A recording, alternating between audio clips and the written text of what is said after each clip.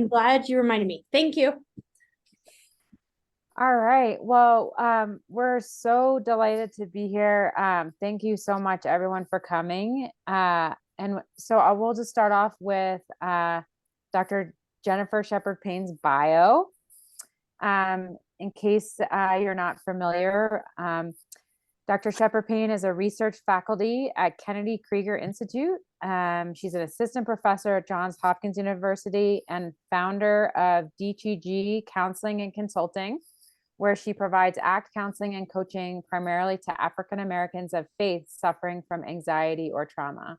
She is also our new member at large, Basic Science for ACBS. Thank you for your service. Congratulations. Debbie, I think you were going to talk about a little bit more about the book. Yeah, I think what we thought might be helpful. So I imagine some people who joined us today have read the book and some haven't. And so we wanted to just give like a little orientation to the book for those who haven't read it, or if it's been a while. I actually read it a few months ago. So I was like refreshing my own memory. So I'll just start by saying, so this is a book that's about Jennifer's work, which is about culturally tailoring acceptance and commitment therapy specifically for African Americans who have experienced racial trauma. And I just want to say, like, one of the qualities that I love about the book is that it's very personal, that Jennifer, I hope you don't mind me saying this, that you write very, like, in a very powerful way about your personal experience and really just courageously, put yourself out there to share your experience for the sake of helping people understand and people relate to it. And then it has, I think, a lot of other examples, from other people's experience as well. And so the book, it to me, it's both kind of goes through the ACT model and the ACT processes, but really is specifically about racial trauma. And there's a chapter called Suffering in the African American Experience, which I think is a really important one because it really ties it to this idea of racism or racial trauma and why, and this is something we might talk about in our conversation today, but why Jennifer feels that acceptance and commitment therapy can be helpful for this.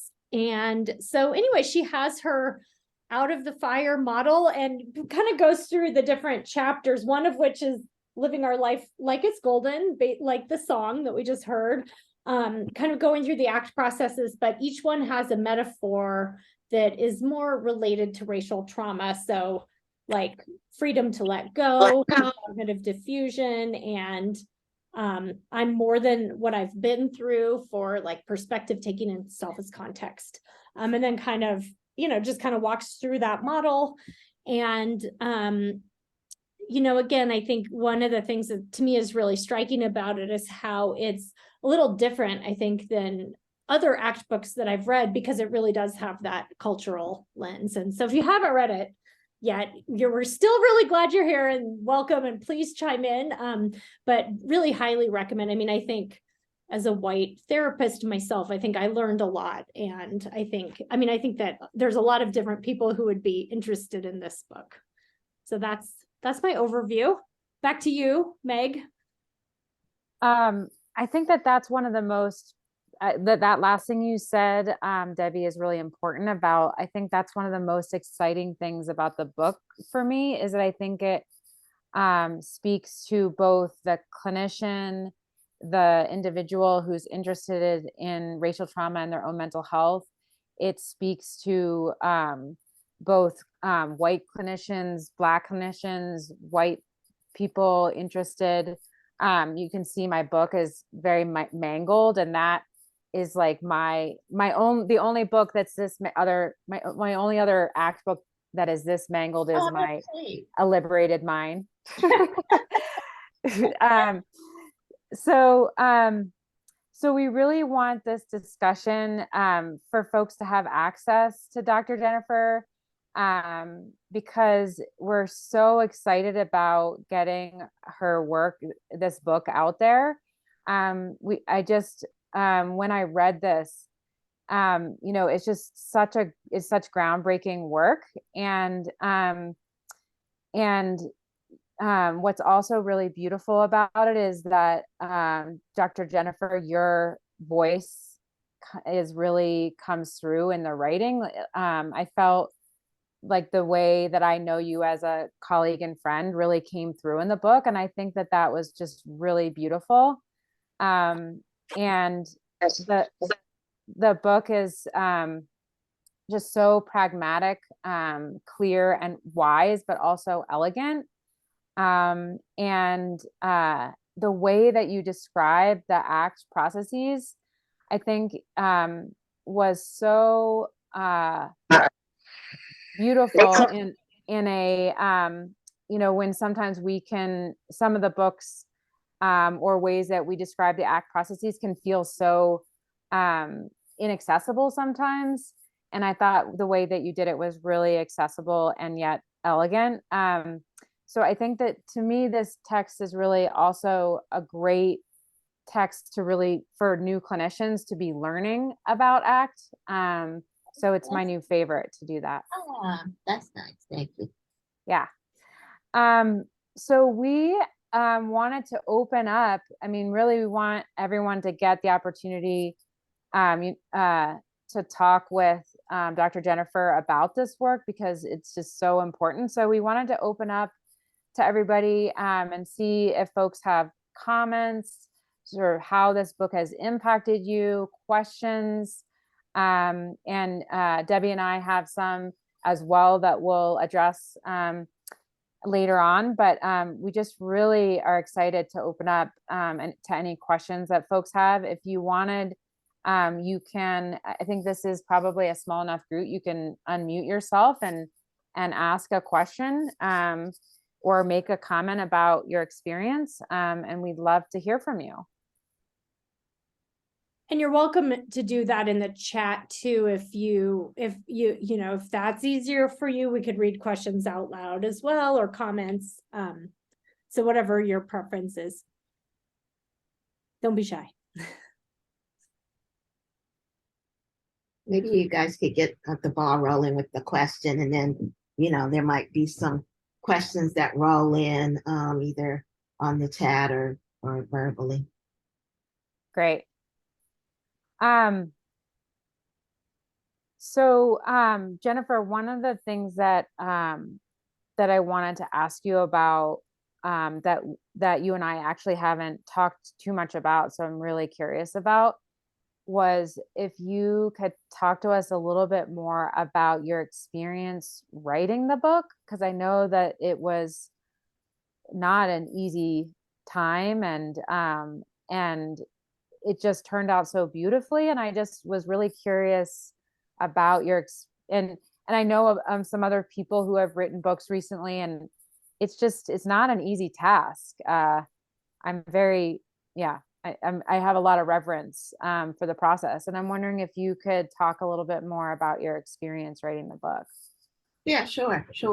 So, so yeah, this was during a difficult time. I mean, it was right immediately after George Floyd got murdered.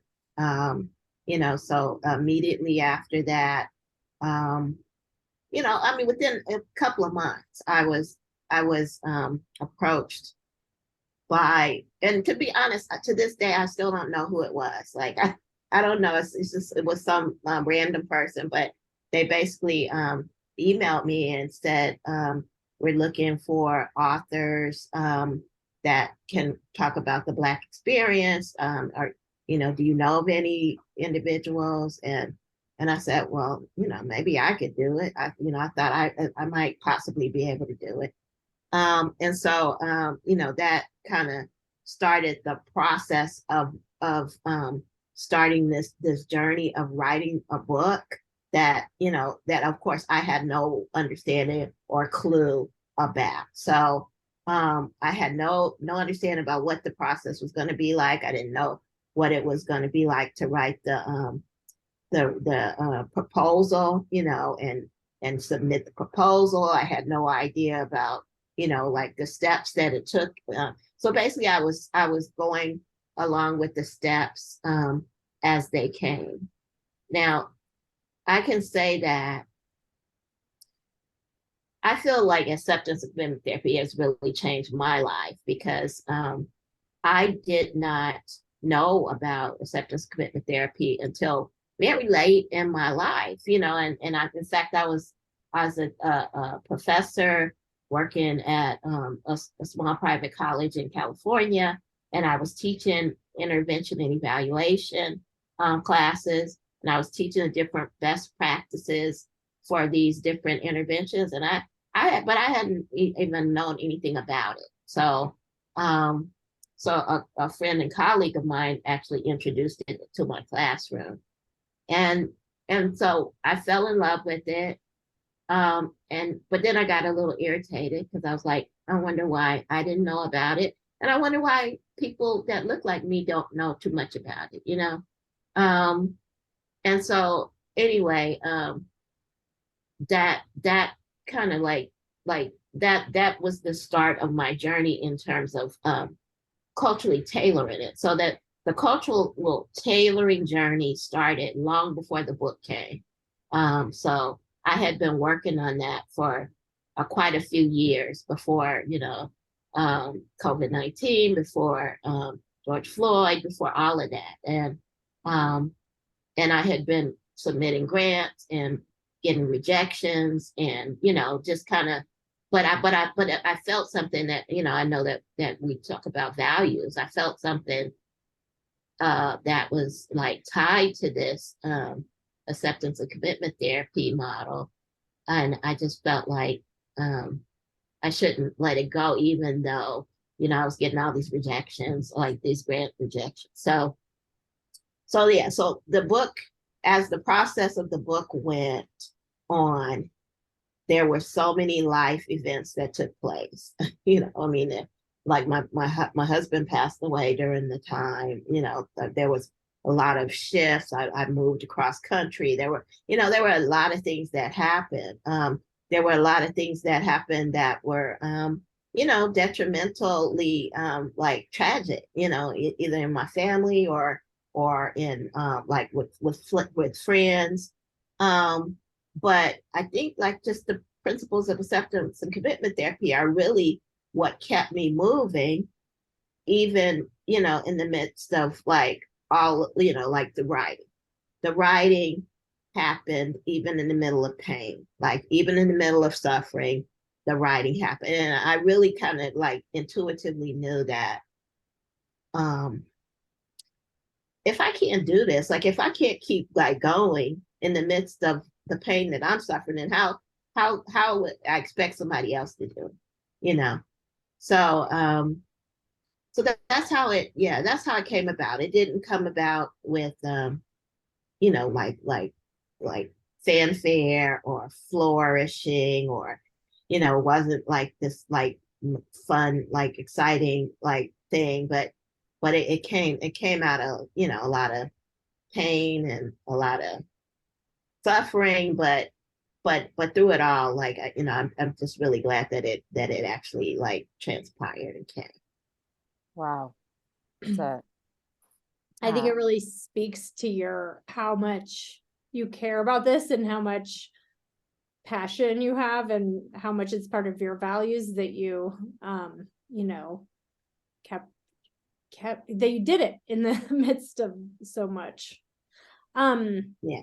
Could you talk a little bit about like what's happened since the book came out? Like, what have you been hearing from people? Have you been getting reception? What kind of reception have you been getting from the book? I know.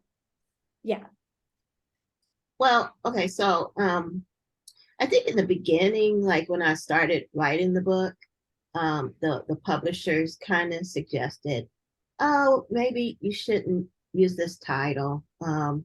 Maybe you should have a catchier title. Maybe you shouldn't talk about acceptance and commitment therapy, like in the title. But I was pretty like adamant about like, no, I want to like actually like name this particular intervention in the title. Now, I think the reason why I bring that up, because I think that it affected, how the book is getting out. So I think the book in and of itself is, like it's getting out like slowly. It's like trickling like a river. Because like a lot of times people may think that, oh, this, this is for clinicians, or this doesn't apply to me, But then, like some of the using the other example of the word love, when the person says, oh, hi, I love you, you were asking. Oh, you're not muted. Gotcha. Yeah, but so yeah, I think that like once people get hold of the book and they actually read it, then I've gotten a lot of like great thoughts that, wow, this book is relatable. It's relatable to me. It's relatable to my family. It's written in a way that, I can digest it. It's not just for clinicians. So I've gotten a lot of positive feedback about it for those who read it. I mean, can I just ask a follow-up question to that? Do you have a sense of who's been reading it? Is it both sort of clinicians and people of color? Or, I mean, it's hard to know though, right? I mean, you probably don't know the answer, but do you have a sense of that from people you've heard from? Well, okay, so I have a lot of self-compassion, and not just self-compassion, but I have compassion in regards to the issue of reading books, because I know myself, I'm like have a book fetish, and I buy hundreds of books. They are sitting on my table, desk. In fact, I bought a whole new like shelf just to put more books on. Yet I have not read, I haven't read that many of them. I got so many on my iPad, so I understand like that a lot of times people can't even get to books, there's times when they can and sometimes they can't. So that being said, I know that there have been, clinicians that have read the book.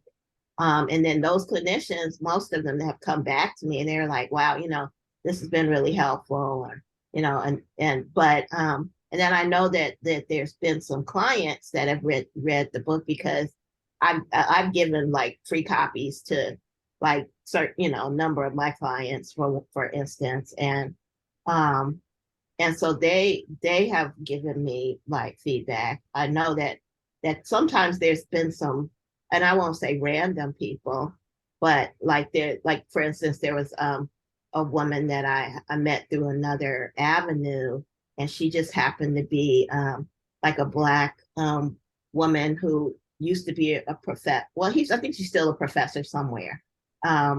But she's not in anything psychological. And she read the book and she came back and she said, wow, this really relates to me, like, and the racial trauma that I've suffered in academia. So, so I think that that like the feedback that I get whenever somebody does read it, it has been good so far. Beautiful. I wanted to, on that note, one of the treasures that I, even working closely with you, Dr. Jennifer, didn't realize was I just got signed up for your mailing list. So I'm just putting that in the chat. That's a gem for everyone to be able to follow your work. And I loved the email that I got to sign up. That was wonderful.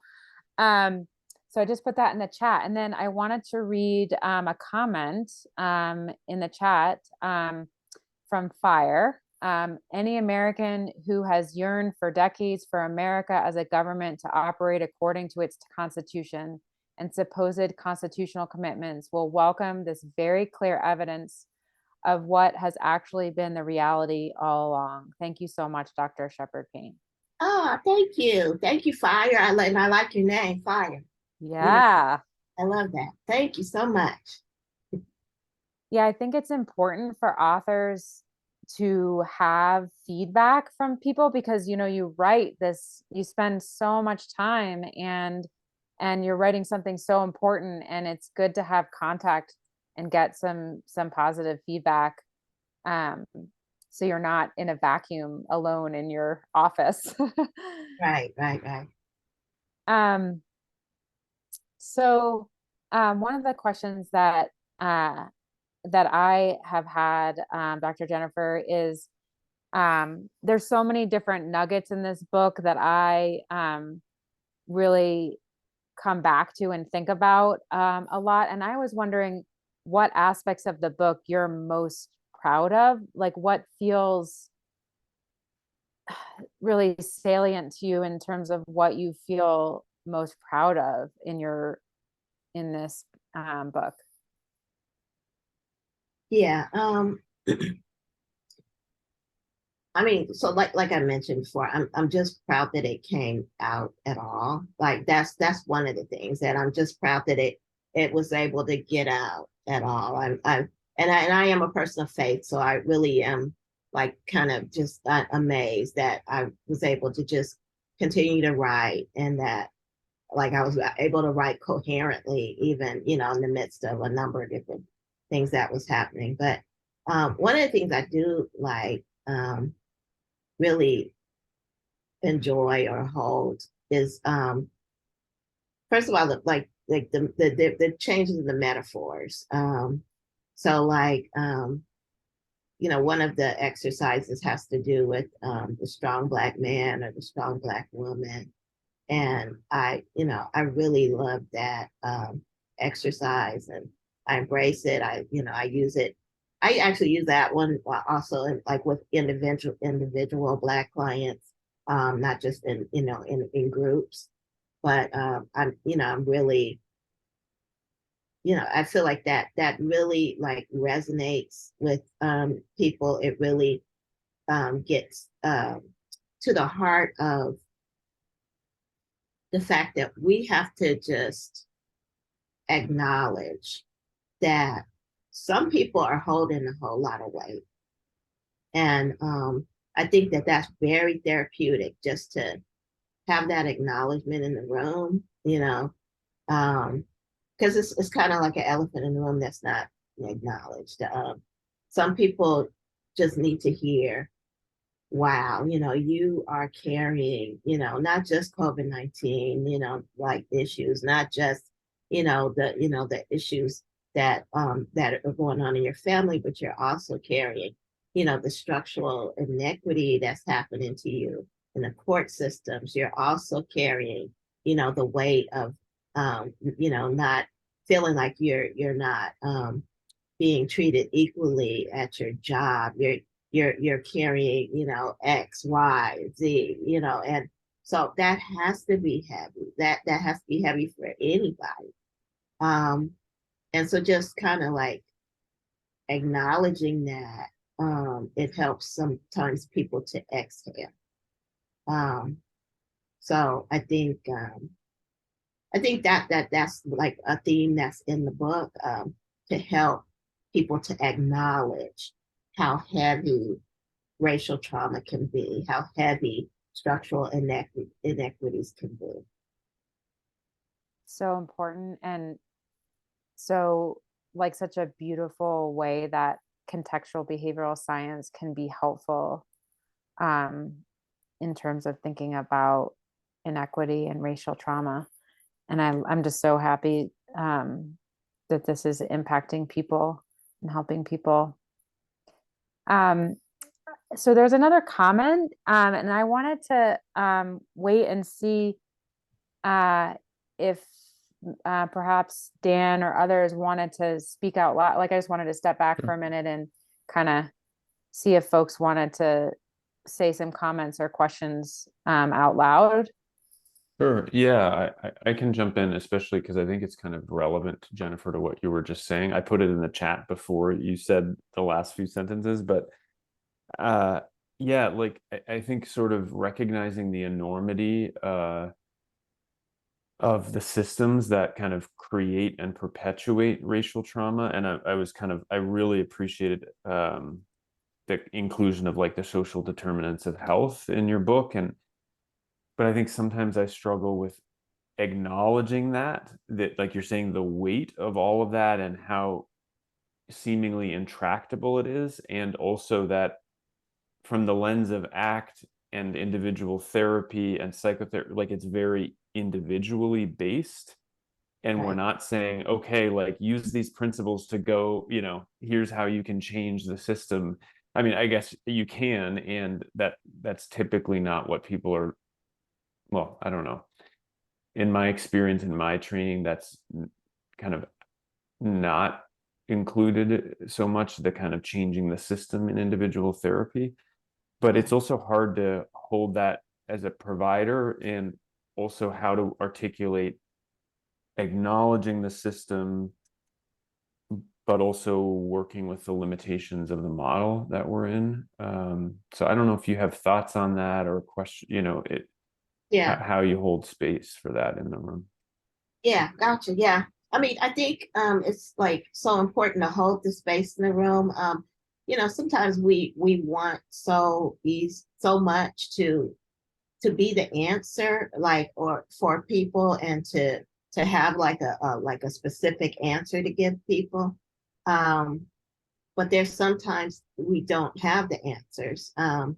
But to acknowledge it and say, you know what, this is wrong. This is wrong what you're suffering. This is wrong what you're going through. It may not necessarily always be the therapist's like role or job to make it better. But acknowledging it, again, and so it's kind of like, I'm going to acknowledge the elephant in the room. I just noticed that you are, you have so much on you. It's just, like, and to say, which I've said to many of my clients, anybody in your situation would probably almost do the same thing that you're doing right now. Because I have clients that are under so much heavy pressure from the systems, whether it's the family court system, or whether it's the the probation system, or medical systems, that, but it's so much present pressure that that they exhibit depression symptoms, or they exhibit anxiety symptoms, and I tell them, I'm like, if I was you and I was in your shoes and I was going through this, what you're going through, then I probably would have the same exact like response. So yeah, I don't know if that answered the question, but I think that, yeah, like there's room in the therapy room to just be with people, and to allow them to just to be everything, like to bring all of their stuff into the room, not just the stuff that has to do with all your psychological issues. Thank you. I appreciate that.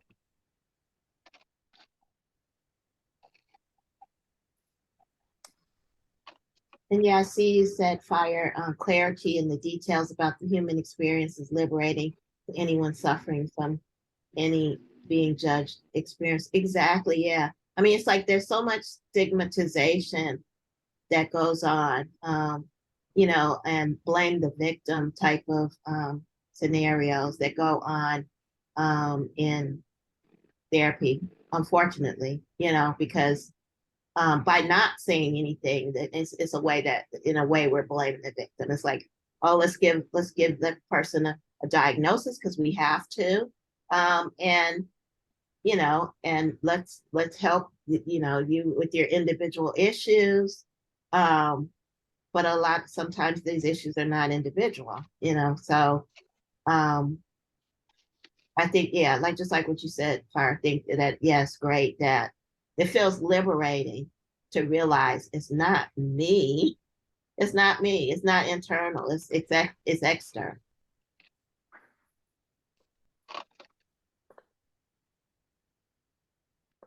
It makes me think of that quote that you hear sometimes in ACT circles, like you're having a normal human reaction to an experience, because so often, and actually it looks like there's a comment on the chat, Fire, and I don't know if you want to speak up about this, but just about what acceptance is and what acceptance isn't. But sometimes I think like being more just attuned to like, yeah, this is the reaction that you're having makes a whole lot of sense given what's happening in the world and in your life and that kind of thing.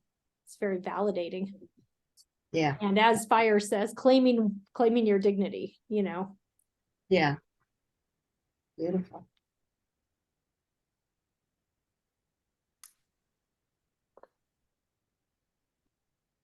So, let's see. Can you talk a little bit about, Dr. Jennifer, about what are, if someone is not an ACT therapist with no special knowledge of working with racial trauma, what are a couple of key things you would want them to know? So you're asking like if it's a therapist that's not an ACT therapist?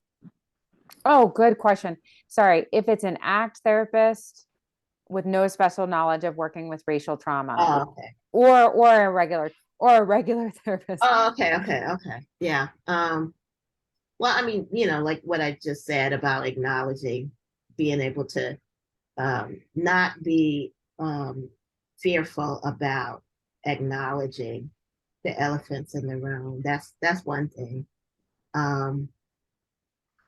Because I think that there may be some fear about doing that, like as a clinician or as a therapist, especially if it's like a non-BIPOC person that's doing the therapy, then they may feel insecure about doing that. They may feel like, oh, maybe I'm not qualified to do this, or maybe it's not my place, to acknowledge this. But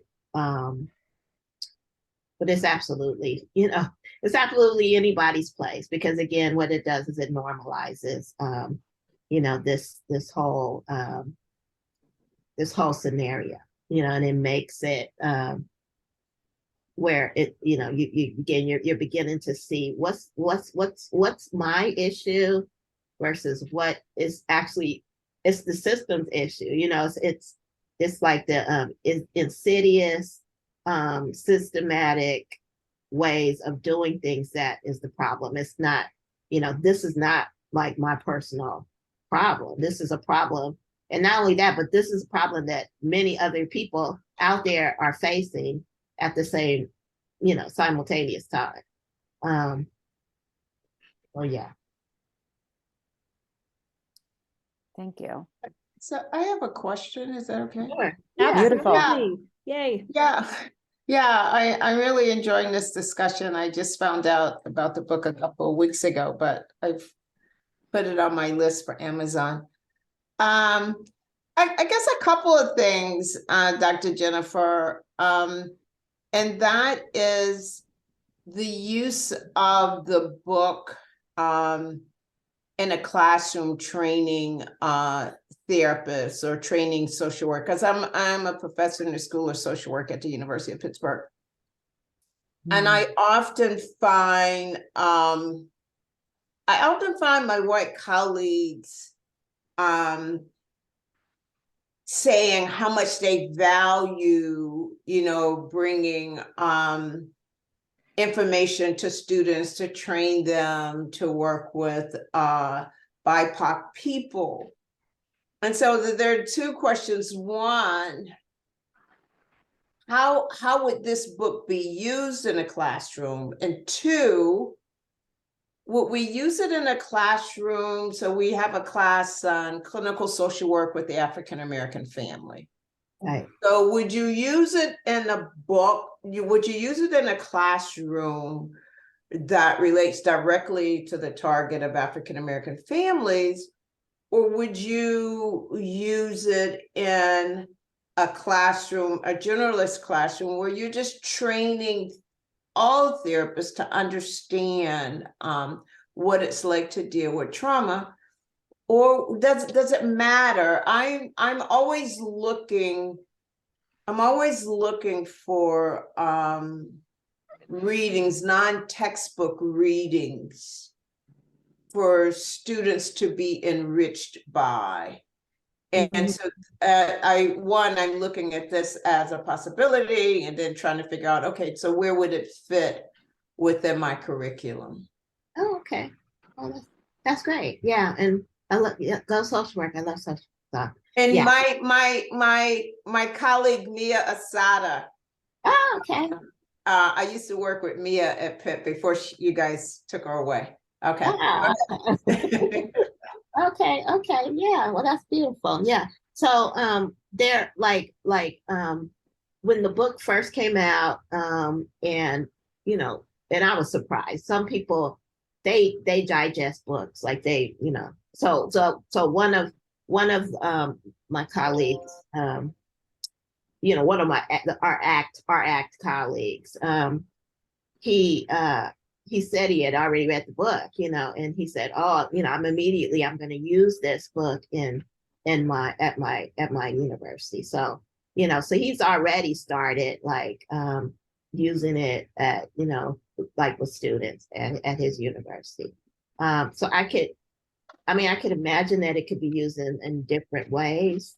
So like the different ways that you mentioned, it could be used, but like for instance, me, like I focused on the like I had two main classes that I used to teach. I used to teach intervention and evaluation, like I said. I think this book would have fit in that definitely in that arena of talking about different types of treatment. But then I also taught a DSM class, like on diagnosis, DSM-5.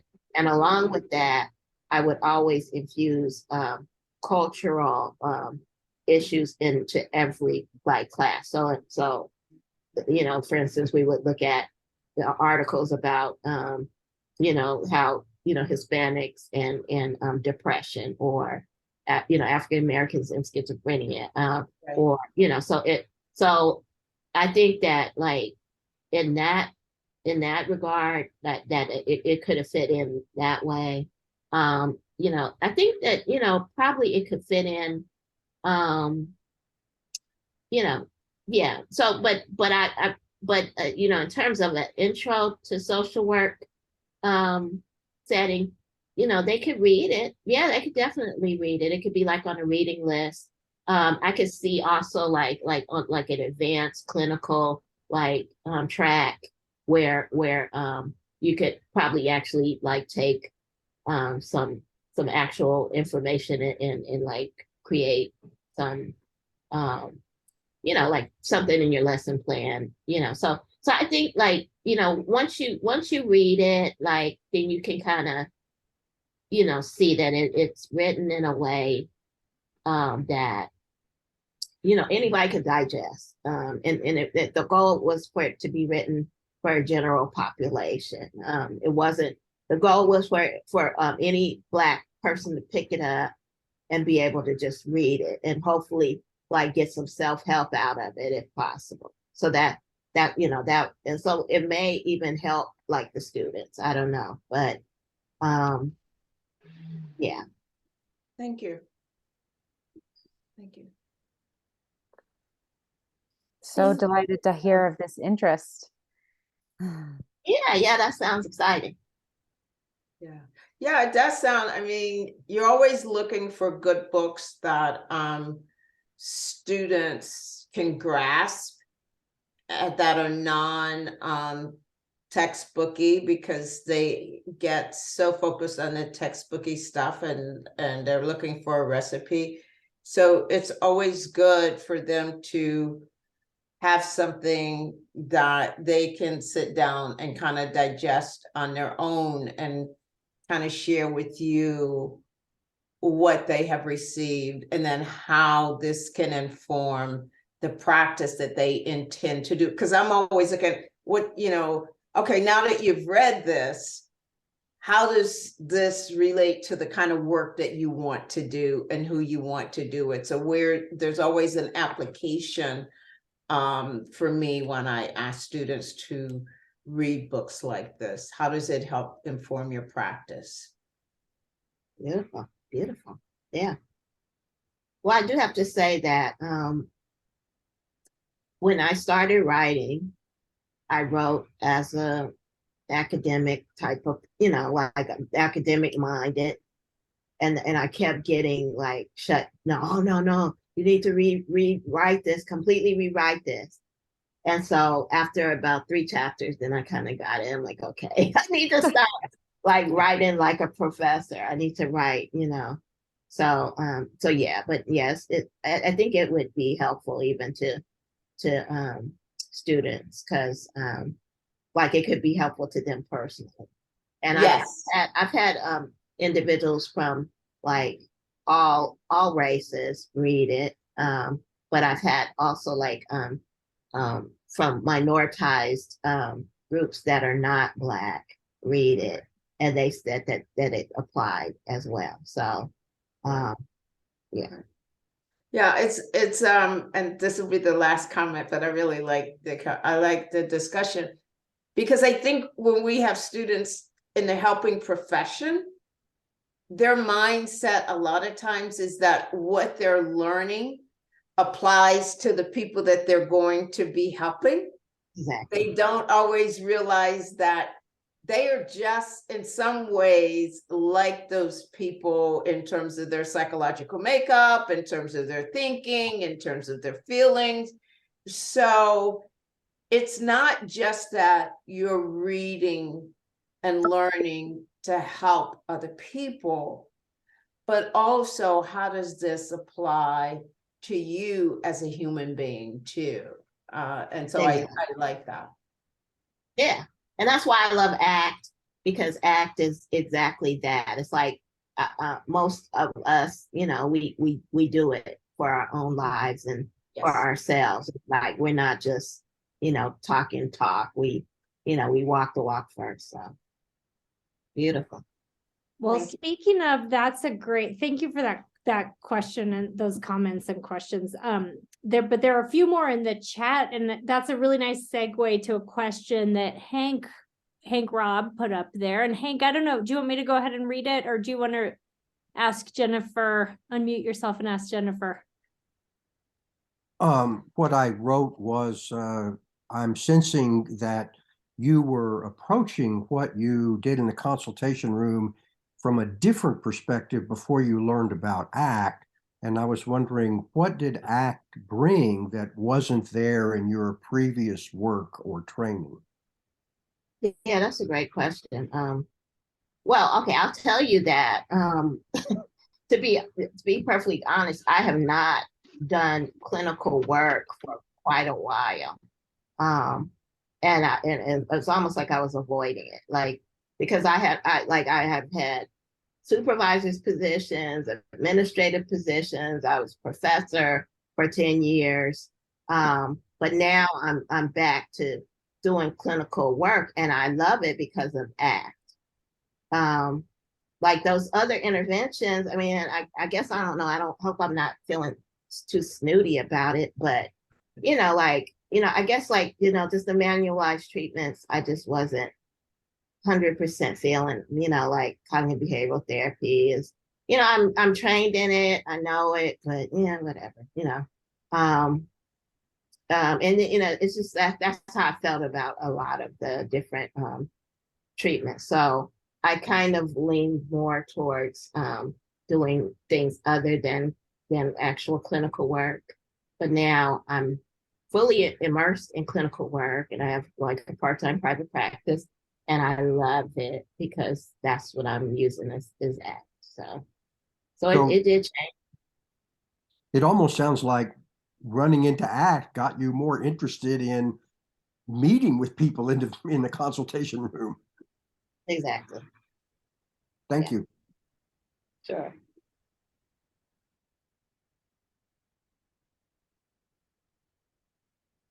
All right, let's see. I think we had a couple more questions in the chat.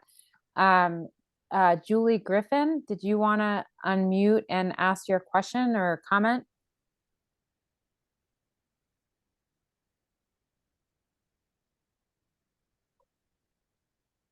I can just go ahead and read it if we don't hear. I know it's a Friday afternoon, evening. So Julie says, I appreciate the extensive examples and discussion about how the term acceptance can have a negative connotation, alluding to submission or acquiescence. This is a huge starting point in identifying a person's beliefs about limitations, prescribed boundaries, and acceptable life responses. No, thank you. Thank you for saying that, Julie. Yeah. Yeah, so like I didn't struggle with that particular part of the book, but I thought a lot about it. Like I thought about how and again, you know, like I don't like saying how like Black people think, because you know, I mean we have so much diversity, and you know there's a multiplicity of ways that we think, but I know like how that term, like how it affected me, you know, acceptance. Like, I'm not accepting this. I'm not accepting nothing. I'm not gonna like accepting what? Like accepting the social, you know, the way that things are. No, I can't. I can't accept it. So I'm thinking, you know, that term acceptance could be taken positively or negatively depending on the person. So I think it's a good first discussion to have with somebody about what acceptance actually means. It doesn't, you know, mean that you are, you know, like you say, acquiescing, or that you're a doormat, or that you are just saying, you know, I yield, I surrender to everything that's going on in my life, and I'm not, you know, but you know, I have no say. Yeah, exactly. You know, it's also genderized to females too. So yeah, absolutely. So thank you. Yeah, thank you for saying that. I know you only got a few more minutes, but yeah. Yeah. So I'm realizing, so the anti-racist meeting is after this, and I know we wanted everyone to be able to make that. So I think I just wanted to make sure that Fire, if you wanted to step in and make, you had some wonderful comments. I wanted to make some room for you if you wanted to say anything. Yes, I would like to just say that it is really hurtful for all Americans for racism to be an accepted policy. If you're an American and you're a freedom fighter, you hate this. And ACT is going to make such a big difference for people. For me personally, in the things that I've faced, I am so grateful for this book. Thank you so much, Dr. Shepard. Oh, thank you. Thank you, Fire. I appreciate that. I appreciate you. Wow. Well said. So there's a couple things that I wanted to mention before we wrap up, but before we do, I just want to put you on the spot a little bit, Jennifer. And because we all want to know, is there another book that is percolating for you? So you know, that's a similar question to like when somebody is right after like they finish their dissertation. It's like, oh, are you gonna, like, no. So I don't know. I don't know what the future holds, but at this point, no. Yes. It sounds like it's you need to rest from all of this labor. So I wanted to highlight a few ways to support this book and Dr. Jennifer. Let's see. So you can form a book club and discuss the book. You can use it for teaching, consultation, or your clinical work. You can share Dr. Jennifer's book on social media. You can rate it on Amazon. That's with a big underline bold there. Please, if you're willing, please do put a rating up on Amazon. That really helps books get out there. And that's what this is about, is how do we spread this incredible work that Dr. Jennifer is doing. And then you can attend the culturally wrapped session on the fourth Friday of the month, or the DEI SIG's monthly anti-racism group. And I just wanted to put a little pin here and say that we are working on trying to get out Dr. Jennifer's book to historically Black colleges and universities, to the social work programs. Have been thinking that might be a great way to have greater access to this work for people who might really enjoy the book and find it to be useful.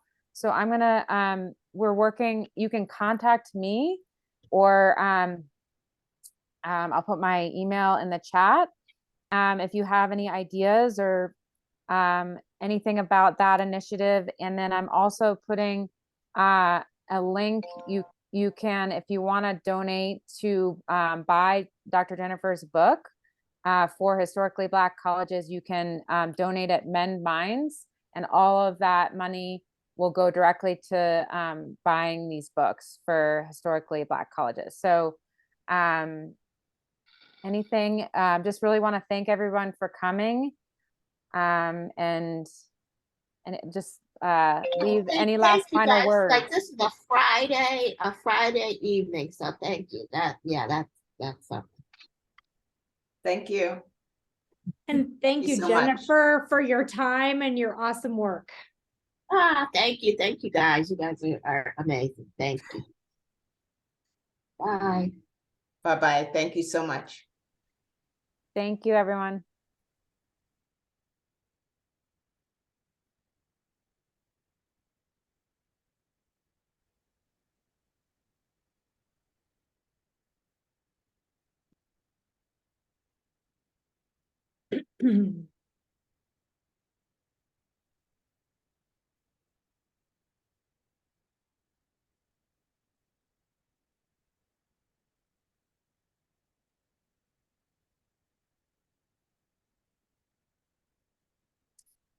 I just put I put So you can everybody stop else. recording. Oh, Yeah.